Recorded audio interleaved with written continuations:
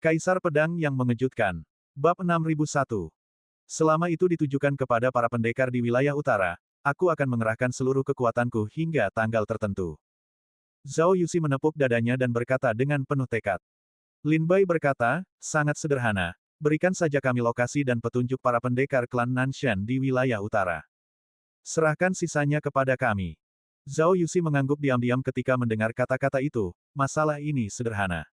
Para pendekar klan Nanshan di wilayah utara saat ini menjadi sorotan di ibu kota kekaisaran, dan banyak orang memperhatikan mereka.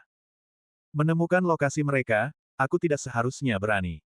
Lin Bai menambahkan, terutama para pendekar klan Nanshan yang telah bertempur di Menara Harta Karun Senbing, kita harus menemukan mereka satu persatu. Zhao Yuxi mengangguk, Tuan Serigala, mohon tunggu sebentar, saya akan segera menyiapkan materi yang relevan.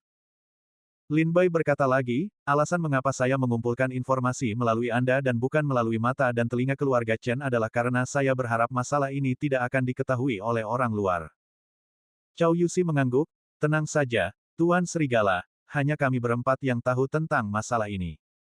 Setelah pengaturan Lin Bai selesai, Cao Yuxi pergi untuk menyiapkan berita tentang para prajurit di wilayah utara.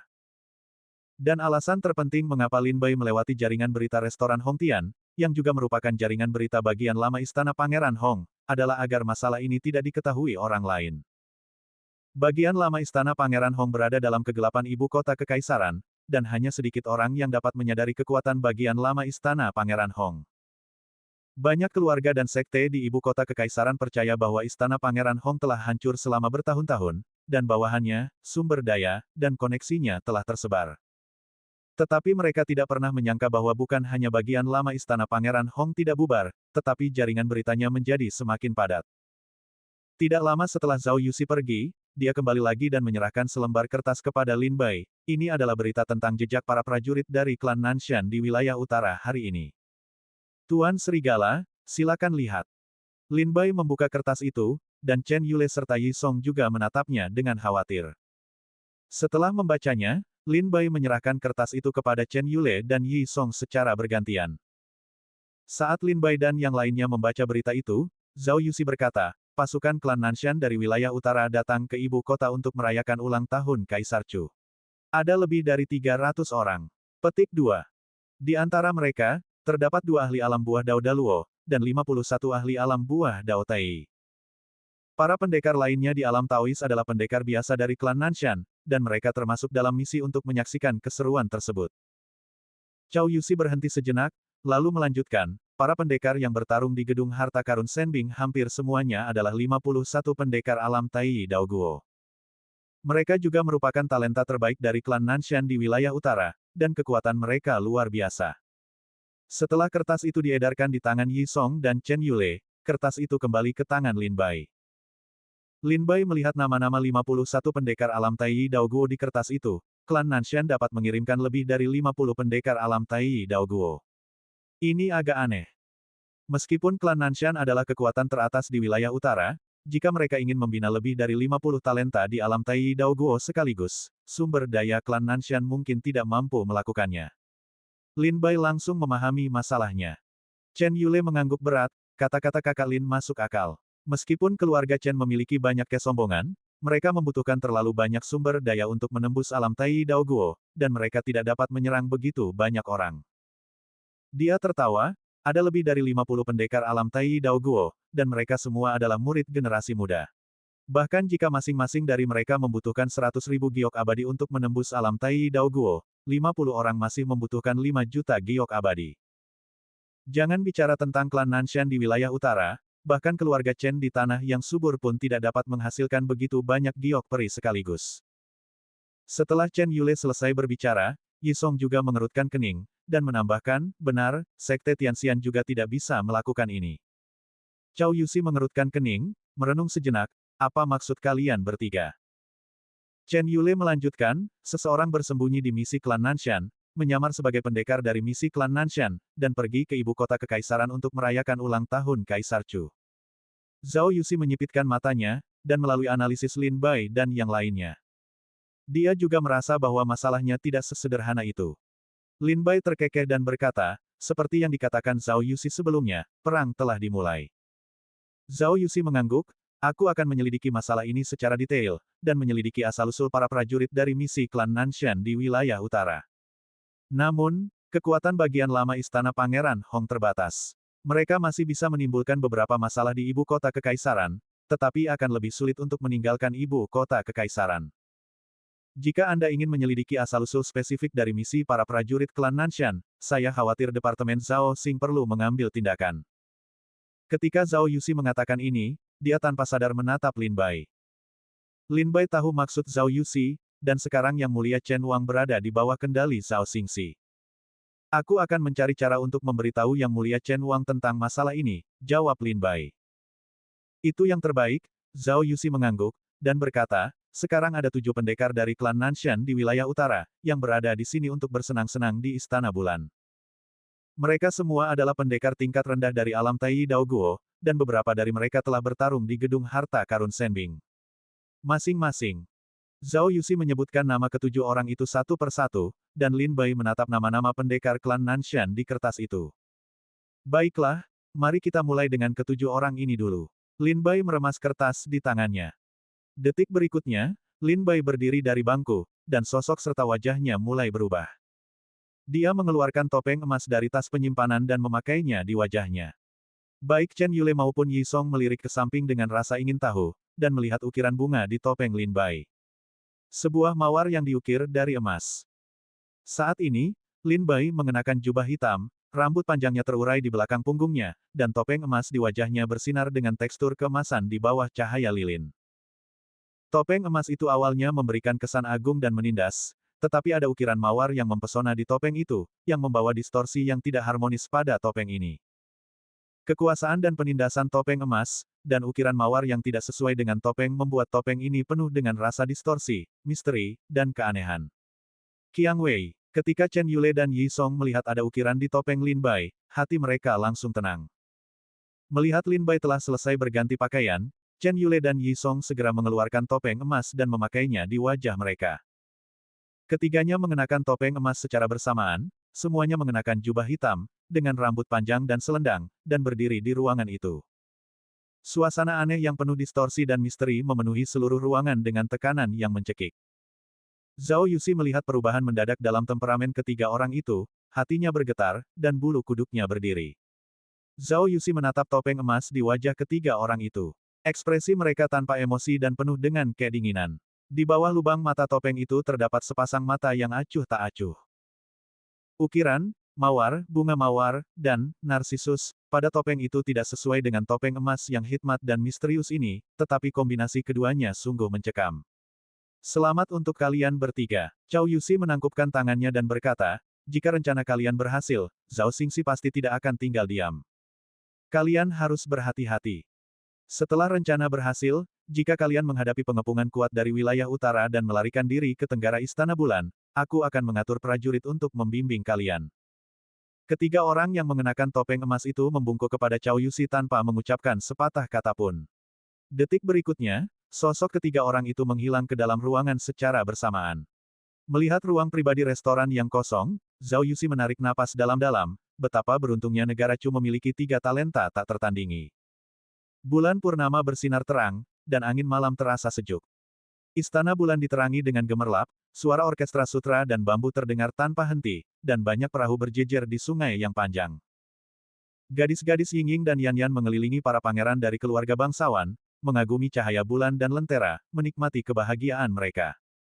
Hari ulang tahun Kaisar Chu semakin dekat, dan semua pelayan di Istana Bulan sibuk menerima tamu. Istana Bulan, Istana Lutai. Pemilik Istana Lutai, gadis rusa putih, baru saja menyelesaikan tarian pedang, yang menarik sorak-sorai dari para penonton di sekitarnya. Pelayan baru saja meletakkan tempat duduk di panggung bundar untuk membiarkan Nona Bailu beristirahat sejenak. Tetapi pada saat ini, Nona Bailu merasakan sesuatu, semuanya, gadis kecilku akan berganti pakaian, mohon tunggu sebentar. Nona Bailu, cepat kembali, tarian pedangmu benar-benar membuatku betah. Mendengar bahwa Nona Bailu akan berganti pakaian, banyak prajurit menunjukkan kengganan. Nona Bailu tersenyum dan anggun, seperti peri yang terbang ke bulan, meninggalkan panggung bundar. Setelah tiba di halaman belakang, senyum di wajah Nona Bailu tiba-tiba menghilang, dan dia mengeluarkan sebuah tablet giok dari tas penyimpanannya. Cahaya pada tablet giok itu berkedip, dan sebuah kalimat muncul, ada operasi di Istana Bulan malam ini. Cobalah untuk bekerja sama dengan prajurit bertopeng emas untuk menyelesaikan rencana.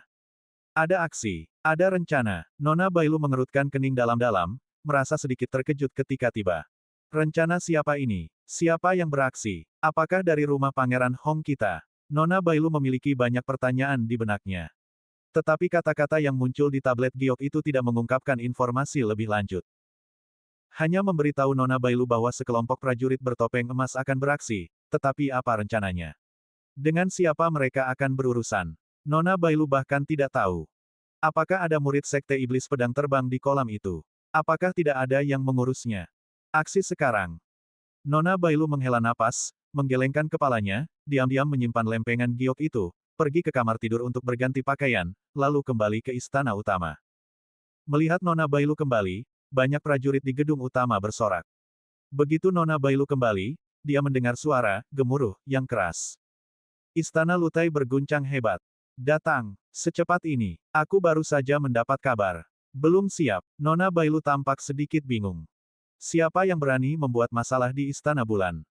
Siapa yang berani menyerang Istana Lutai? Mencari kematian. Para tamu Istana Lutai yang tadinya bersemangat berteriak dan mengumpat satu demi satu, lalu sebuah suara dingin terdengar dari luar. Aku sudah lama mendengar bahwa seni bela diri wilayah utara tak tertandingi, jadi aku datang ke sini khusus untuk meminta nasihat. Undang para pendekar dari wilayah utara untuk datang dan bertarung. Istana Lutai tidak kalah. Orang yang melontarkan pernyataan itu jelas hanya ingin menarik perhatian, bukan menghancurkan bangunan Istana Lutai. Ketika suara itu terdengar, semua tamu di Istana Lutai terkejut, melihat sekeliling, mencari jejak para pendekar dari wilayah utara. Pada saat ini, Nona Bailu juga memahami rencana spesifik operasi tersebut. Ternyata ditujukan kepada para pendekar di wilayah utara. Seketika itu juga, Nona Bailu melihat ke salah satu ruangan pribadi, di mana duduk dua pria kasar yang mengenakan kulit binatang. Mereka bersenang-senang minum dan berpesta di Istana Lutai, dan mereka sudah mabuk. Mendengar bahwa seseorang datang untuk mengganggu para pendekar di wilayah utara, dia langsung berdiri. Beraninya kau, tidak tahukah kau bahwa murid-murid dari 5 keluarga dan 7 sekte negara Chu telah dikalahkan oleh kami? Karena kau ingin menanggung penghinaanmu sendiri, maka kami akan memenuhinya. Kedua prajurit wilayah utara yang mengenakan kulit binatang itu terbang keluar dari ruangan pribadi dan menuju langit di atas Istana Lutai. Nona Bailu dan para tamu di Istana Lutai juga berjalan keluar dari Istana Lutai dan Istana Tai satu persatu, menatap langit. Mereka pertama kali melihat sosok heroik berdiri dengan gagah di udara. Orang ini tingginya lebih dari 8 kaki, mengenakan jubah hitam dan topeng emas. Topeng emas itu penuh dengan kesan hikmat dan agung, tetapi ukiran pada topeng itu adalah tanaman mawar, yang menambah kesan distorsi dan keanehan pada topeng tersebut. Topeng emas, mawar. Nona Bailu teringat kata-kata dalam kartu giok, bekerja sama dengan tindakan prajurit yang mengenakan topeng emas. Siapakah kau? Kedua prajurit wilayah utara itu, yang berbau alkohol di sekujur tubuh mereka, menunjuk orang di depan mereka dan bertanya, tuanku tidak akan membunuh orang yang tidak dikenal. Sebutkan namamu dengan cepat. Dia hanyalah pion tak dikenal di wilayah timur, tak perlu disebut-sebut. Pria bertopeng emas mawar itu langsung bergerak begitu suaranya berhenti. Tolong beri aku pencerahan, kalian berdua. Swipe, cahaya pedang perak putih menyapu langit, dan cahaya pedang yang menyilaukan itu memantulkan langit gelap sesaat. Segera setelah itu, pedang yang tak terbendung itu melesat ke arah dua prajurit utara. Kedua prajurit dari wilayah utara awalnya mencibir, tetapi begitu orang ini bergerak, ekspresi wajah mereka berubah drastis, dan mereka merasakan hembusan kematian yang kuat. Tidak baik, keduanya memikirkan hal buruk secara bersamaan, dan sebagian besar alkohol dalam tubuh mereka hilang. Orang ini tidak sederhana. Bergabunglah. Keduanya langsung merasakan bahwa orang di depan mereka bukanlah orang yang tidak penting, dan segera memilih untuk bergabung. Yang satu mengeluarkan kapak besar yang terbuat dari besi dingin dari tas penyimpanan, dan yang lainnya mengeluarkan palu batu dari tas penyimpanan. Kapak besar itu menebas dengan ganas, palu batu itu menghantam, dan kekuatan dahsyatnya mengguncang dunia. Kedua prajurit wilayah utara itu menyerang dengan seluruh kekuatan mereka dan bergabung untuk membunuh, sementara tukang reparasi pedang bertopeng emas di seberang sana langsung maju dengan pedang tajam di tangannya tanpa menghindar atau berkelit. Bila pedang di tangannya menembus kapak besar, menghantam palu batu hingga terbang, dan langsung menuju kedua prajurit utara. Bang! Kedua prajurit dari wilayah utara itu terpotong di udara oleh kilatan cahaya pedang, dan jatuh dengan keras ke tanah istana Lutai, membentuk lubang yang dalam. Di dalam lubang yang dalam, dua prajurit dari wilayah utara terluka parah, dengan bekas tebasan pedang di tubuh mereka, dan darah mengalir deras. Desis. Melihat luka-luka para prajurit wilayah utara, banyak orang yang hadir tersentak. Pendekar pedang sekuat itu, tampaknya hanya satu tebasan pedang yang mengenai kedua prajurit wilayah utara ini, hampir membunuh mereka. Terpotong-potong. Prajurit dari wilayah utara, sepertinya begitu. Sosok bertopeng emas berdiri tinggi di langit, mengawasi kedua prajurit dari wilayah utara yang tidak bisa lagi bergerak di dalam lubang yang dalam. Siapa kau sebenarnya? Geram kedua prajurit wilayah utara dengan mata merah, menggertakkan gigi. Siapa aku? Sosok bertopeng emas itu terkekeh, aku hanyalah pion tak dikenal di wilayah timur. Setelah berbicara, orang ini berubah menjadi seberkas cahaya dan menghilang ke dalam malam yang luas di Istana Bulan. Melihat pria itu pergi, prajurit wilayah utara berteriak marah, jangan sampai aku menemukanmu, jika aku menemukanmu, aku akan membuatmu membayar harganya. Nona Bailu memperhatikan orang itu pergi, matanya yang indah menunjukkan keterkejutan yang kuat. Siapa orang ini? Bagaimana mungkin ada ilmu pedang sekuat itu? Apakah itu Tian Jiao yang diam-diam dikultivasi oleh Istana Pangeran Hong kita? Bagaimana aku tidak pernah tahu? Hal yang sama terjadi di tempat lain di Istana Bulan. Di sebuah bangunan di lantai 99 Istana Bulan, bayangan pedang jatuh, merobek bangunan itu menjadi berkeping-keping. Dua pendekar wilayah utara jatuh ke tanah dengan luka serius, dan menatap sosok bertopeng emas di depan mereka dengan ngeri. Terutama memperhatikan, mawar di topengnya yang tidak sesuai dengan topeng itu. Dia melirik kedua prajurit wilayah utara, mendengus dingin dengan jijik, berbalik dan pergi. Siapa kau? Berani-beraninya kau menyebut namamu. Teriak kedua prajurit utara itu. Pion tak dikenal di wilayah timur. Jawab pria itu acuh tak acuh, jangan terlalu gegabah, seseorang bisa mengurusmu. Gemuruh. Istana Bulan sangat ramai malam ini. Suara keras yang mengguncang bumi datang dari tiga arah, dan kekuatan alam Tai Dao Guo menyebar, menyebabkan seluruh pulau Istana Bulan bergetar hebat. Istana Bulan, apa yang terjadi? Apakah ada pendekar dari alam Tai Dao Guo yang bertarung di Istana Bulan? Apakah kalian mencari kematian? Berani melakukan sesuatu di Istana Bulan? Para pendekar yang sedang bermain di Mingyue Fang mengangkat kepala mereka satu persatu dan melihat ke arah Istana Bulan. Di malam yang luas, terlihat kobaran api menyala di tiga arah berbeda di Istana Bulan. Setelah Lin Bai dan Chen Yule mengalahkan lawan mereka satu persatu, mereka berdua menuju ke arah Yi Song. Lagi pula, Lin Bai dan Chen Yule hanya berurusan dengan dua pendekar utara, sementara Yi Song harus berurusan dengan tiga pendekar utara. Baik Lin Bai maupun Chen Yule khawatir Yi Song akan mengalami kerugian, jadi setelah mengalahkan lawan, mereka langsung pergi tanpa berhenti. Ketika mereka sampai di bangunan oiran lain di Istana Bulan, Lin Bai dan Chen Yule menemukan, seorang pria berjubah hitam dan topeng emas berbentuk bunga dafodil sedang duduk di reruntuhan dan memandang ke kejauhan. Di bawah pantatnya terdapat tiga prajurit yang mengenakan kulit binatang yang terluka parah. Melihat luka-luka pada ketiga prajurit wilayah utara itu, luka-luka tersebut terkikis oleh kekuatan seperti api, petir, dan embun beku. Kalian agak lambat, dan kalian bilang akan membantuku setelah kalian menyelesaikannya. Aku akan menunggu kalian semua tertidur. Yi Song mengenakan topeng emas, meskipun suaranya sangat datar, tetapi karena berasal dari balik topeng emas yang terdistorsi, suaranya menjadi sangat aneh. Mari kita mundur dulu, para ahli wilayah utara dan Zhao Xingxi akan segera datang. Lin Bai pertama-tama melirik ketiga prajurit utara itu, dan melihat Yi Song telah berkemas, dia berbalik dan pergi. Chen Yule mengikuti tanpa berkata apa-apa, sosok Yi Song berkedip dan menghilang di tempatnya pada saat yang bersamaan. Ketiganya terbang menjauh di malam yang berkabut di Istana Bulan, dan tepat saat mereka meninggalkan Istana Bulan, mereka melihat sejumlah besar prajurit bergegas dari segala arah, membanjiri Istana Bulan. Di antara mereka ada orang kuat dari divisi Zhao Xing. Sesuai rencana sebelumnya, setelah Lin Bai dan ketiganya berhasil, mereka melarikan diri ke tenggara Istana Bulan, dan Cao Yuxi akan mengatur orang untuk membalas. Lin Bai dan ketiganya adalah putra suci dari 7 sekte teratas dari 5 keluarga negara Chu, jadi sudah jelas tentang metode persembunyian mereka. Sepanjang jalan keluar dari Istana Bulan, tidak ada seorang pun yang menyadarinya di sepanjang jalan. Tepat saat mereka bertiga keluar dari Istana Bulan, tiba-tiba, cahaya dan bayangan di sekitar mereka mulai meleleh. Meleleh. Lin Bai, Yi Song, dan Chen Yule tiba-tiba berhenti, dan melihat sekeliling dengan panik. Mereka melihat ruang di sekitar mereka mulai meleleh, dan cahaya mulai larut seperti tinta yang menetes ke dalam air.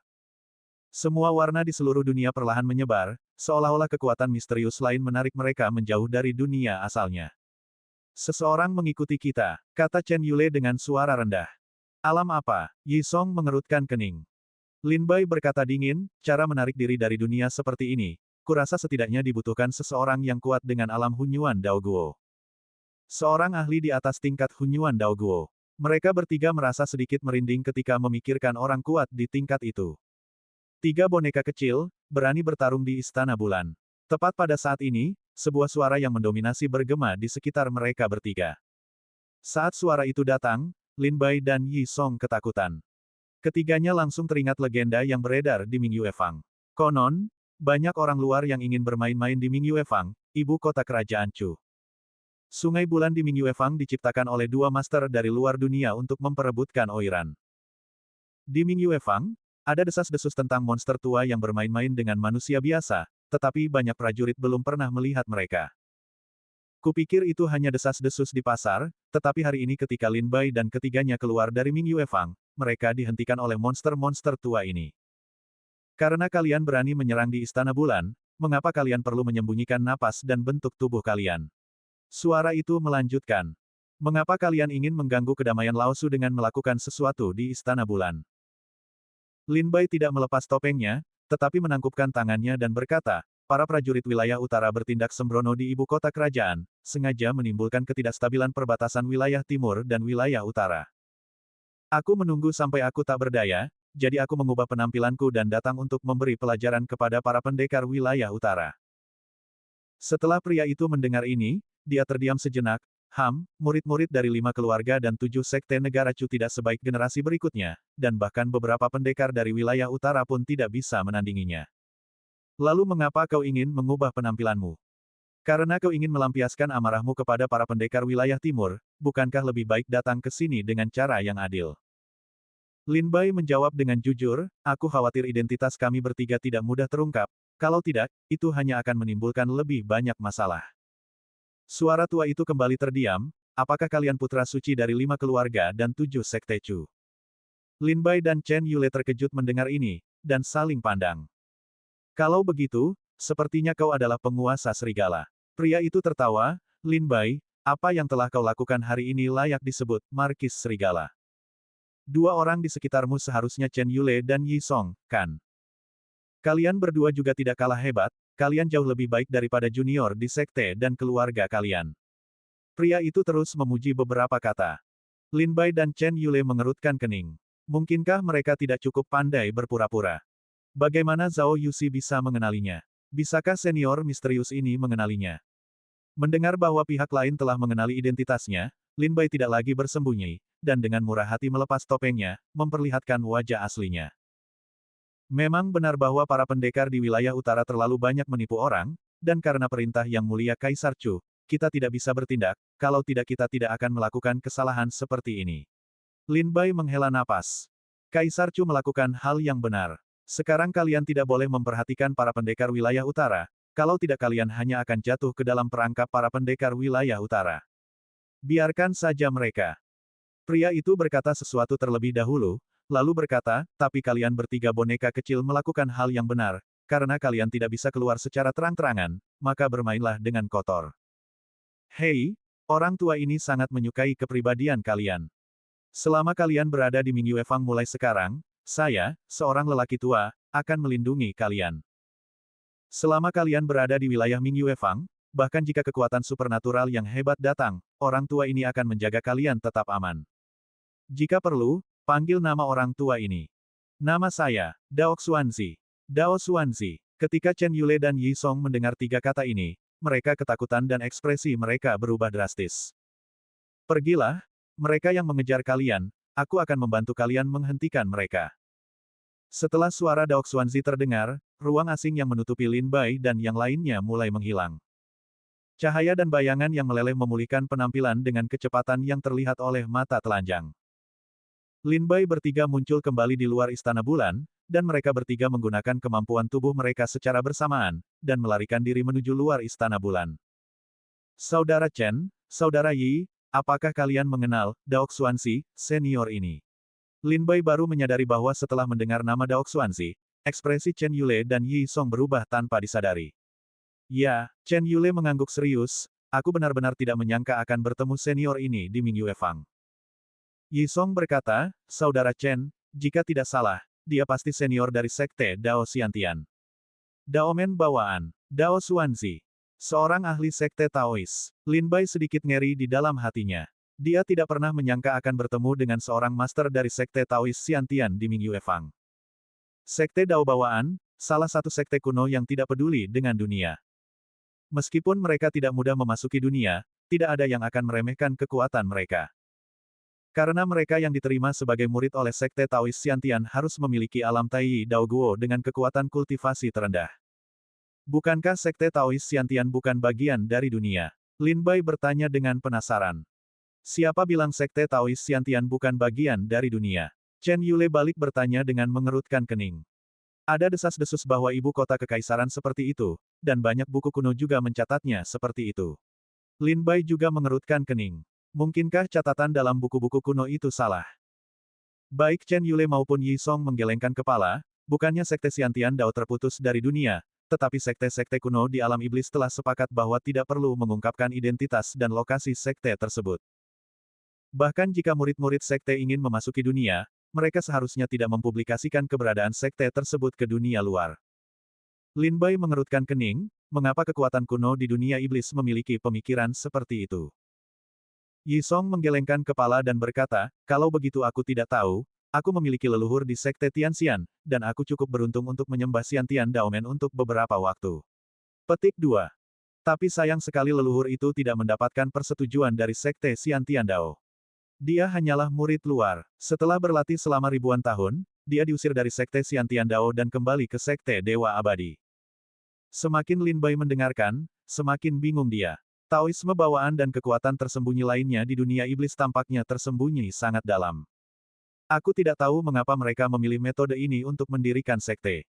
Saat mereka bertiga mengobrol, langkah kaki mereka tanpa sadar telah sampai di luar arah tenggara Istana Bulan. Tiga senior. Pada saat ini, sebuah suara terdengar dari gang gelap. Mereka bertiga berhenti dan melihat ke arah asal suara itu, dan melihat seorang prajurit bermata licik yang berkata sambil tersenyum, penasihat militer utama memerintahkan yang lebih muda untuk datang dan menemui tiga senior. Lin Bai terbang pergi, tidak perlu, biarkan Cao Yuxi memberitahu kami di mana prajurit utara lainnya berada.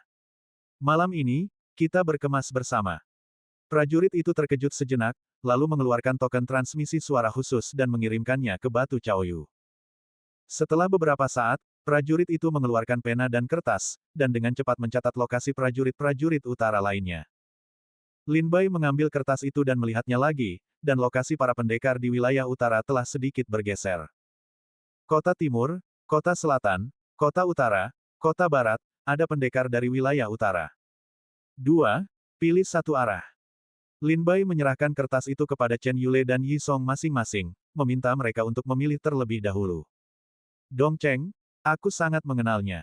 Aku dibesarkan di Dongcheng sejak kecil. Chen Yule berkata, aku akan pergi ke Dongcheng. Kalau begitu aku akan pergi ke Nancheng. Istana Tianxianzong juga berada di Nancheng. Jika terjadi sesuatu, para tetua sekte tidak akan mengabaikanku. Yi Song juga berkata sambil tersenyum. Baiklah, aku akan pergi ke Beicheng. Lin Bai mengangguk. Setelah Chen Yule mencatat lokasi para pendekar utara di kota timur, dia berbalik dan pergi. Setelah Yi Song menghafal lokasi para pendekar utara di kota selatan, dia juga pergi.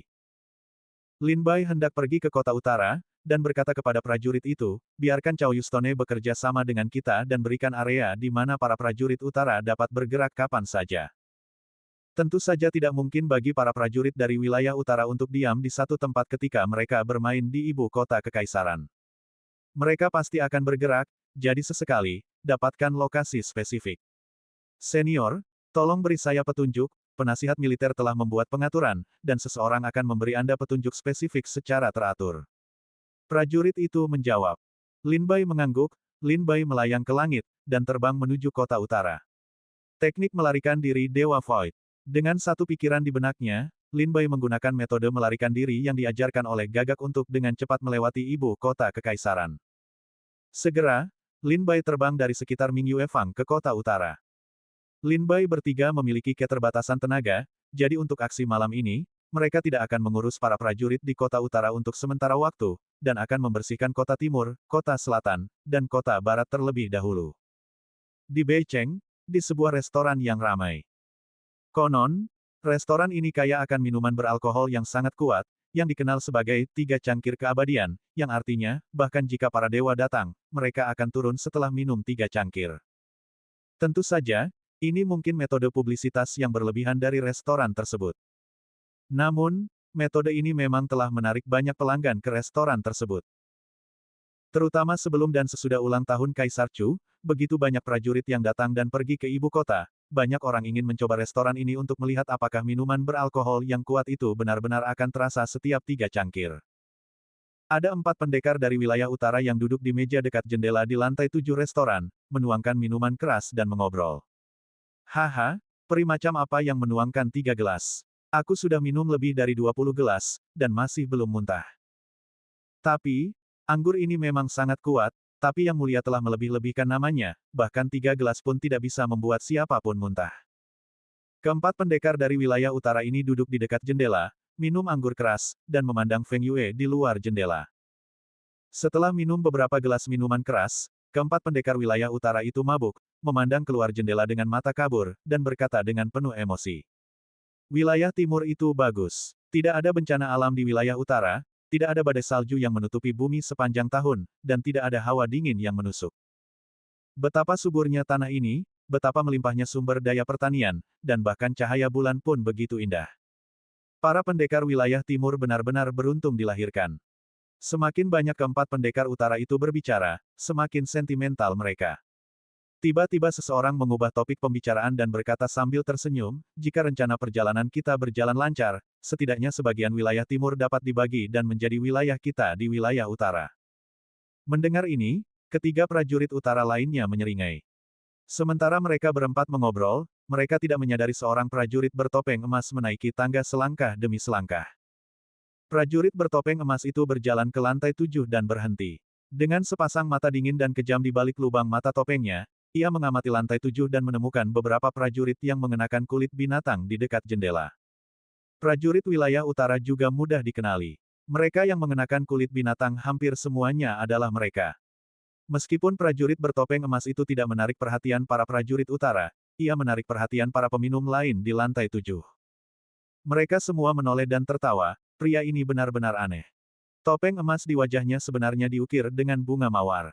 Sepertinya ukirannya masih kasar. Ibuku sudah tua dan rabun, dan dia lebih pandai mengukir daripada dia. Banyak pengunjung bar kembali tertawa. Namun, prajurit bertopeng emas itu mengabaikan pengunjung bar lainnya di lantai 7 dan langsung menuju meja prajurit dari wilayah utara. Tanpa mengucapkan sepatah kata pun, dan tanpa persetujuan prajurit utara, ia langsung duduk. Temanku, tempat ini sudah penuh sesak. Apa kau tidak melihatnya? Keempat pendekar dari wilayah utara mengerutkan kening.